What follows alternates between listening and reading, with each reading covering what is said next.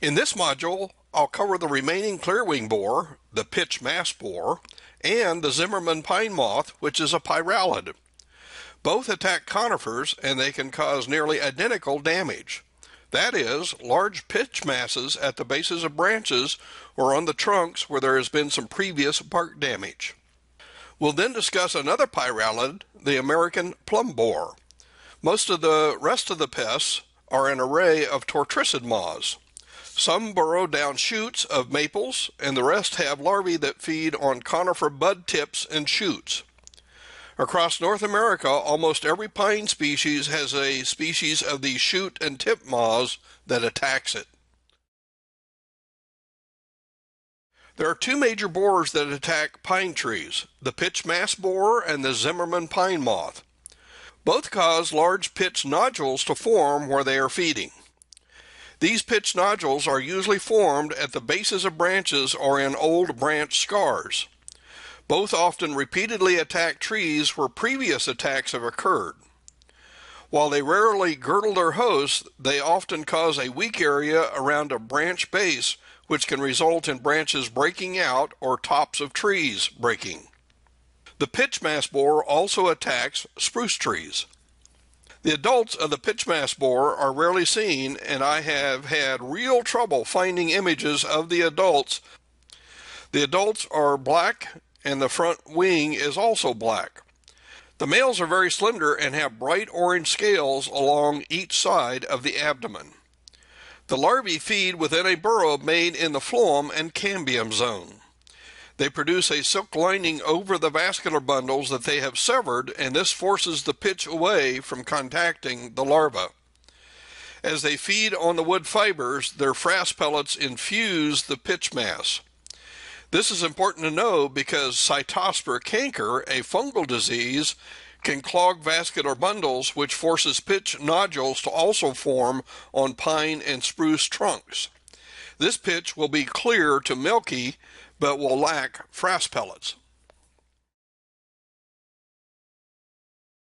Here is an example of a Pitchmass borer pitchmass that I found on the side of a large landscape Scotch pine. The mass had been formed in an old branch scar. Notice how the new pitch appears shiny, and it is certainly sticky on the surface. This indicates an active borer. You can see some older pitch that has turned white on the surface. Most importantly, you can immediately know that this mass is being caused by a borer because of the small brown frass material encased in the pitch. By carefully scraping away the pitch nodule, I was able to expose the nearly mature larva within its burrow. Notice that the larva is a creamy white with a brown head capsule. Zimmermann Pinemoth larvae are usually pink or purple in color. The adult Pitchmass borers generally emerge from June into July, and females attach eggs to the bark of host trees, often near old pitch masses. The larvae hatch and seek wound sites on the tree. When a suitable place is found, the larvae burrow into the sapwood, spinning silk as they go in order to avoid getting entangled in pitch that the tree exudes. The larvae develop very slowly and often take 2 to 3 years to finish their development. Insecticidal control is very difficult to achieve because the larvae is somehow separated from the vascular bundles. Many recommend physical removal with a putty knife used to push the pitch mass aside, and then an ice pick to stab the exposed larva. The Zimmermann pine moth is an important pest of Christmas tree pines and also commonly attacks landscape pines in northeastern North America and the Great Lakes regions. In smaller trees, it concentrates its activity on the upper whorls, and the larval burrowing can cause branches to break out and flag. In larger trees, the larvae burrow into old branch scars and wounds. In the image, you can see where the larva has utilized an old sapsucker hole as an easy method of getting into the plant. Recent research has indicated that there may be a complex of several moths that are all in the same genus and have similar habits. The adults are about an inch long and are typical pyralid moths in form. The adults are generally banded with gray, purple, and pink. The Zimmermann Pinemoth larvae are generally pink, purple, or gray in color, which distinguishes them from the Pitchmass Borer larvae. When on tree trunks, the larvae have very similar behavior as the Pitchmass Borer larvae. They are able to escape entrapment by the copious pitch flows, and the pitch masses are filled with frass pellets. Only a few studies have investigated the biology of this pest, and some of the details are in conflict, possibly because of that species complex. The adults emerge in midsummer, usually August. The females attach their eggs to hard pines, usually where there has been some pitch flow or evidence of damage. However, when the larvae emerge, they apparently feed on the thin bark of the branches or burrow into buds. Then they return to the trunk and form a hibernaculum under a bark flap. A hibernaculum is a silk cocoon-like structure in which the insects hibernate for the winter. One report states that the larvae may remain in a bud for the winter. In the spring, the successfully overwintered larva emerges and burrows into the sapwood where there has been some bark damage. Occasionally, they will also burrow into shoots. Old Zimmerman burrows are commonly reinfested. The larva finishes its development by July, then pupates. In western North America, there are other Pitchmass borers like the Sequoia pitchmoth. That species is another clearwing borer that attacks many pine species from California to British Columbia. In the south, the Sequoia pitchmoth can develop in 1 year, but in the north it often takes 2 years to develop. The American plum borer is a native North American pyralid that has larvae that commonly attacks a wide range of deciduous trees. While it is an important pest of apple and peach orchards, it also attacks hickory, ash, lindens, sweet gum, sycamore, and London plane trees. As you can see from the image of the adult, it looks very similar to the Zimmermann Pinemoth. Spring plum borer adults generally fly in late April through May. Females attach single to small clusters of eggs under flaps of bark or in bark crevices, often near where there has been some sap flow or previous damage. Upon hatching in a few days, the larvae crawl about until they find a broken place in the bark where they begin the process of burrowing in. The larvae burrow in the phloem and cambium areas, leaving behind fine frass pellets. They often push the frass out of openings, which may also seep sap. The larvae take 4 to 6 weeks to finish their development, and they will then spin a cocoon and pupate in their old gallery. The summer adults fly in late July into mid-August.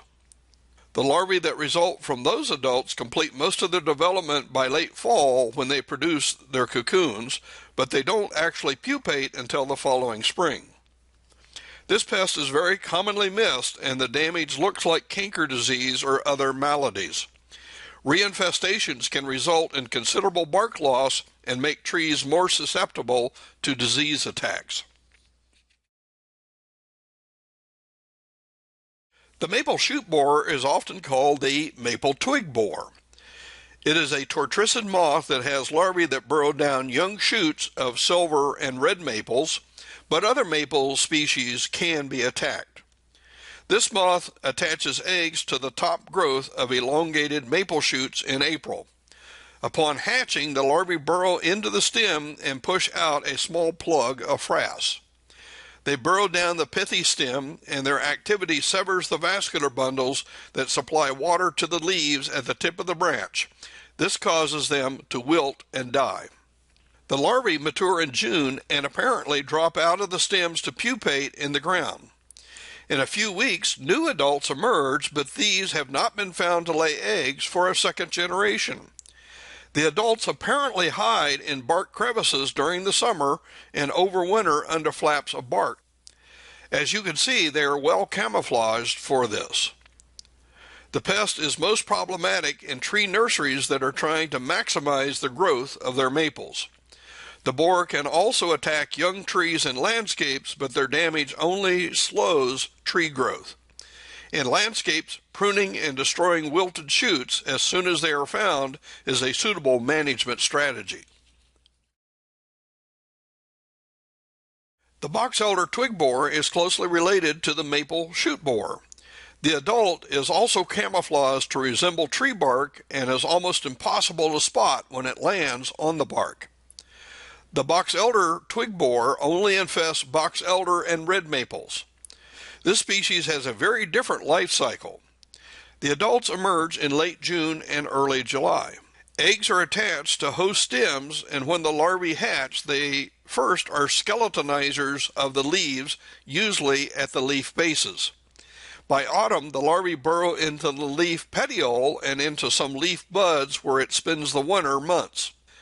In early spring, the larvae burrow into new shoots, which often cause a swelling of the shoot base. The larvae usually push out a strand of frass pellets from their entrance hole. By early June, the larvae pupate.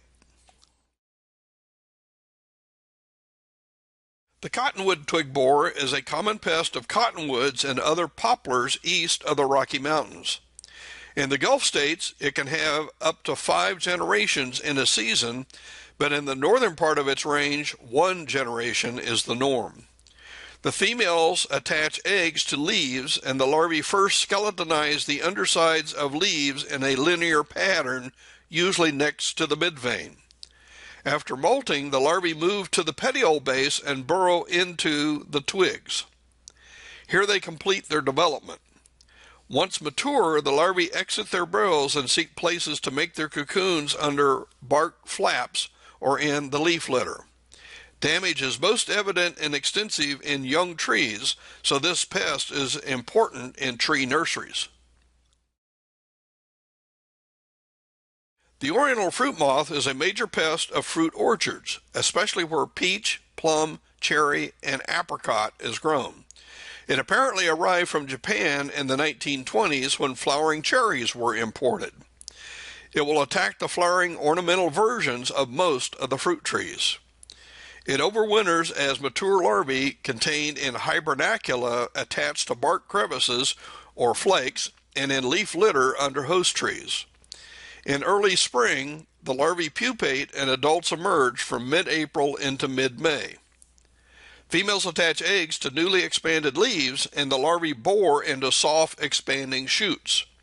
Their entry is usually exposed by a glob of amber sap, and the invading shoot soon wilts and dies. By the time that the shoot is brown, the larva has already finished its development. This flagging of branches is primarily cosmetic on ornamental fruit trees. A generation can be completed in 40 to 50 days, and 3 to 4 generations occur most summers. The larvae may also invade developing fruits where they can be confused with the codling moth. About 40 species of pine tip moths in the genus Racionia are known around the world, and over a dozen of these are common in North America.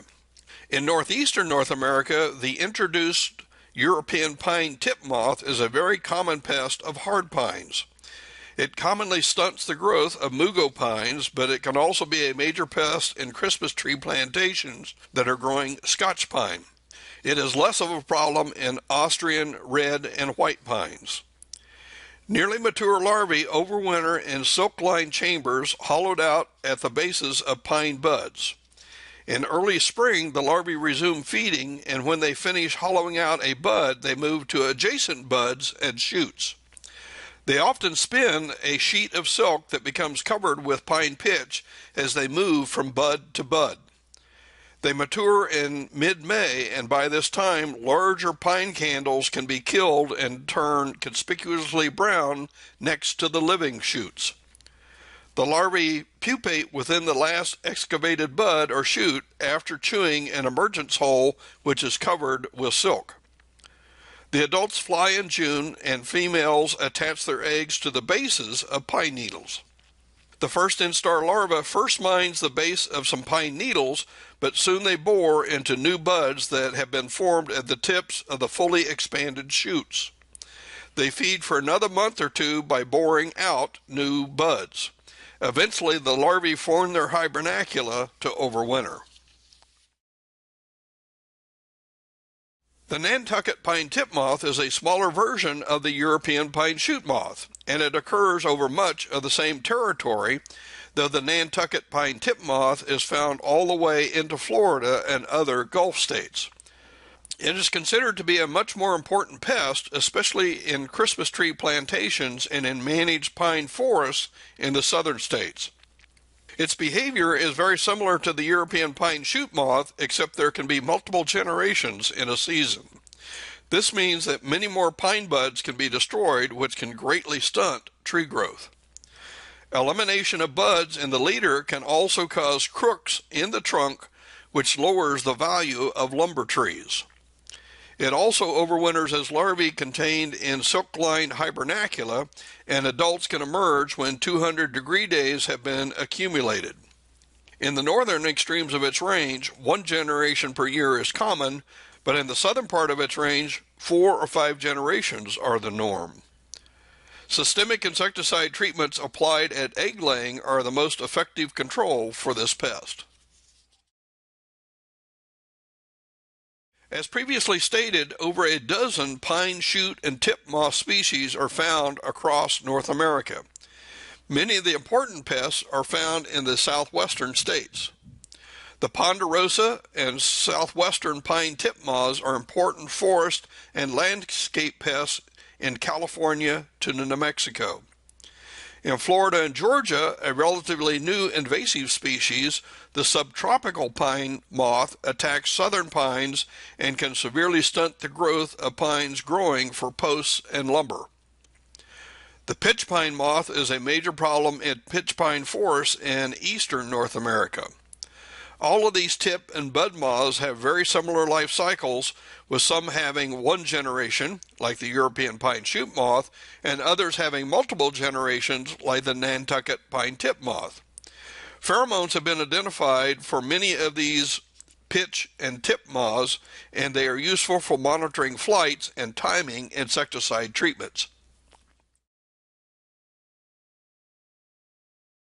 Originally placed in the genus Eucosoma, the eastern pine shoot borer has recently been placed into a separate genus, Eucophina, with a half-dozen other related tortricids. Larvae of both genera are known to burrow into shoots of perennial plants and a few trees and shrubs. Eucophina species only burrow into conifer shoots. The western pine shoot borer is the most damaging species in the Rocky Mountains and West Coast pines. The white pine and Scotch pine seem to be preferred by the eastern pine shoot borer, but it has been found in virtually all eastern pine species, as well as rarely in Douglas fir and spruce branches. This pest overwinters as pupae located in the debris under host trees. In early spring, usually late April, the adults emerge and begin attaching eggs to needle bases in the outer branches. Newly hatched larvae first mine a needle base, but they soon move to burrow into the pithy outer shoots. Here, the larvae first burrow outward, but they eventually turn around and burrow down the shoot. They pack the burrow with frass, and there is often little evidence of their activity until the terminal shoot suddenly collapses in mid to late June. By the end of July, the larvae are mature and they chew an exit hole and drop to the ground to pupate. The pupae remain dormant until the following spring. Their damage results in brown flag branches, which in Christmas tree plantations can result in loss of sales or time spent pruning out the brown branches.